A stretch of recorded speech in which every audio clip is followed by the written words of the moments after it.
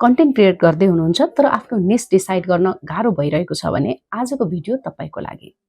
3वटा सरल तरिका शेयर गर्दैछु जसले तपाईलाई आफ्नो निश डिसाइड गर्न सहज बनाउनेछ।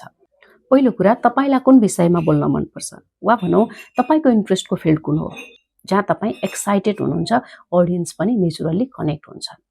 र अर्को छ, तपाईले ऑडियन्सलाई के दिनुहुन्छ अर्थात कुन भ्यालु क्रिएट गर्नुहुन्छ। सिकाउन, प्रेरित गर्न वा मनोरञ्जन दिन सक्नुहुन्छ भने त्यो तपाईको क्षमता हो र त्यही क्षमताले तपाईको कन्टेन्टलाई अर्थपूर्ण बनाउँछ। र अन्तिममा आउँछ ऑडियन्सले के चाहन्छ। जहाँ तपाईको प्यासन र स्किल ऑडियन्सको निडसँग मिल्छ त्यही तपाईको निश बन्न सक्छ।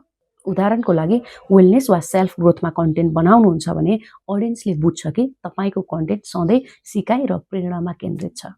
फोकस क्लियर भयो भने ग्रोथ पनि अटोमेटिक रूपमा बढ्दै जान्छ। यो भिडियो हेरिसकेपछि तपाईले आफ्नो निश कुन डिसाइड गर्नुभयो कमेन्ट गर्नुस् ल।